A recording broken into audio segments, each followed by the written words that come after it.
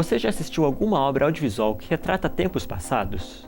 Da estética retrô até a medieval, esse tipo de produção pode influenciar o jeito que imaginamos o passado. Mas como isso acontece? Como a direção de arte pode reforçar estereótipos sobre épocas passadas? Only see me as a sword. I suggest you take the throne as a king. O audiovisual, assim como a cultura em geral, né, ela tem o papel histórico de moldar a nossa memória. Bom, isso acontece, inclusive, não apenas no audiovisual, mas na história também. O audiovisual contemporâneo também tem isso, que é, muitas vezes, até por falta de registro, o que a gente imagina que é o passado, muitas vezes, na verdade, não é o passado, mas a retratação de um passado não tão distante sobre um passado mais distante ainda.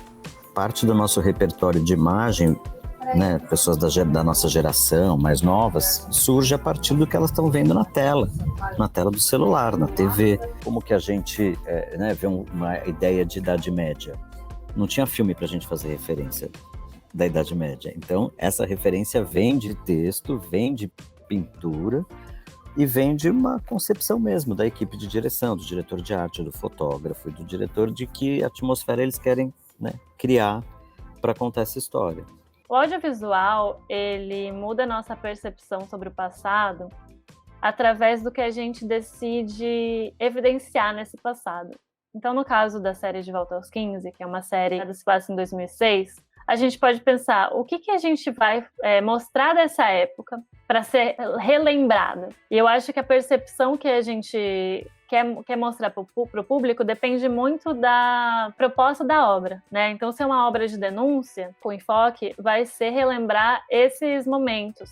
E no caso da série do De Volta aos 15, é o contrário. O que a gente pode lembrar de bom que tinha nessa época. Até em questões, por exemplo, a série trata muito de personagens LGBT, feminismo. Então, também questões que eram mais difíceis de lidar. O cuidado porque está muito ligado, isso falando sobre retratar uma época específica, e sempre a gente retrata uma época específica, está aí o desafio de contextualização, de mostrar que, por diferentes pontos de vista, pensando num documentário, por exemplo, né? Os diferentes pontos de vista, e como hoje isso é encarado, ou questões que naquele momento eram naturalizadas e agora não, para que a gente consiga se sentir até confortável em assistir aquilo. Oferecer a ciência dessa questão para a audiência é o que faz com que ela confie em você, de que você não está reafirmando certos tipos de comportamento. O grande desafio para a ficção no que tange a representatividade, a equidade e a inclusão de minorias numéricas e socioculturais é gigante. Porque você, ao mesmo tempo que tem que se respeitar certos contextos, certas regras do jogo daquela época, você precisa, como qualquer produto cultural, você, como criador, você sempre tem essa vontade de redenção, ou de reescritura, ou, de resposta a esse passado. Eu acho que a questão da representação, ela entrou na pauta de poucos anos para cá. Eu acho que isso ainda vai para lugar muito melhor do que a gente tem. A gente, assim, acho que ainda vai demorar décadas para a gente não ter que falar do assunto no sentido, nossa, olha, está equilibrado. Não, por enquanto não está equilibrado, a representação não é equilibrada, mas a gente vai chegando a um lugar melhor, entendeu?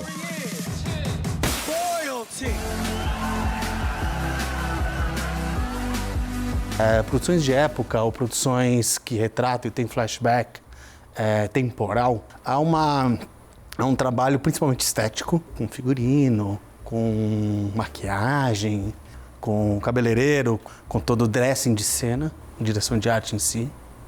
Tem uma preocupação de prosódia muito importante, então é um trabalho bastante importante e minucioso sobre como criar diálogos e como expressões idiomáticas eram ditas. É mais desafiador que um projeto contemporâneo, porque realmente você tem que, as coisas vão partir muitas vezes do zero. Quando você fala em guarda-roupa, figurino, O figurino não tem condição, por exemplo, como é o caso do Coisa Mais Linda, de você achar que você vai chegar num brechó e vai encontrar roupas que têm, sei lá, 60, 70 anos, elas vão estar em estado bom de conservação, porque elas não vão estar. Tem coisa que não existe mais, você tem que fazer uma construção de um objeto, de um adereço, que você não encontra no mercado porque ele não existe mais. Mas de volta aos 15, os elementos que a gente mais usa para diferenciar o que vem do passado, o que vem do futuro, eu acho que é muito na base da tecnologia e também as questões culturais, porque eu acho que o De Volta aos 15, o sucesso dela se dá muito também por esse elemento de nostalgia, que está fazendo muito sucesso, e eu acho que é uma coisa que veio muito com a série Stranger Things.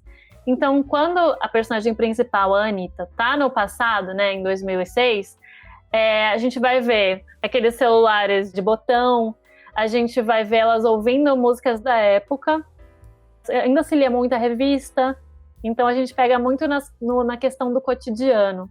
A base de tudo é pesquisa, você tem que cercar de imagem, se apropriar do contexto do qual você vai discorrer, se apropriar em termos de imagem, saber daquela época, saber do que você vai falar. Porque aí você consegue nortear os seus parceiros, o produtor de locação, você consegue desenvolver projeto. Mas primeiro você tem que mergulhar na época. Eu acredito que ela faz sucesso entre públicos que não viveram esta época por alguns motivos. Mas o principal deles é justamente a atualização destes valores e dessa estética para um molde contemporâneo. Então, Stranger Things é um hit, é um sucesso entre jovens. Por quê? Porque ele carrega consigo, ele causa e consequência no movimento natural de contratendência, né? Ou seja, a gente sempre resgata 2 décadas ou 3 décadas anteriores. Hoje em dia o audiovisual está bebendo muito na febre da nostalgia, e isso foi muito, muito popular com Stranger Things, que deu a sensação de nostalgia dos anos 80. Então, mesmo quem não viveu anos 80, eu nasci em 94. Mas é aquela sensação de você estar vivendo uma época que você gostaria de ter vivido. A gente tem, acho que tá no nosso DNA a nostalgia, o olhar para trás, o gostar, o se sentir atraído, às vezes, por uma coisa que te tire da tua realidade. A cultura, ela gira em tendência e contra-tendência. E, bom, o capitalismo, as empresas, os criadores, os produtores, não só surfam nessa onda, como também eles criam essa onda. Então, ao mesmo tempo que a gente tem o poder de seguir uma tendência, os elementos culturais, né, os produtos culturais, têm o poder de criar tendências. O audiovisual também está tentando se recriar cada vez mais e recriar suas estéticas para trazer elementos novos e, ao mesmo tempo, trazer esse elemento, essa sensação de nostalgia que está super em voga. I can hack you back in time to Nazi Germany, just like a time machine.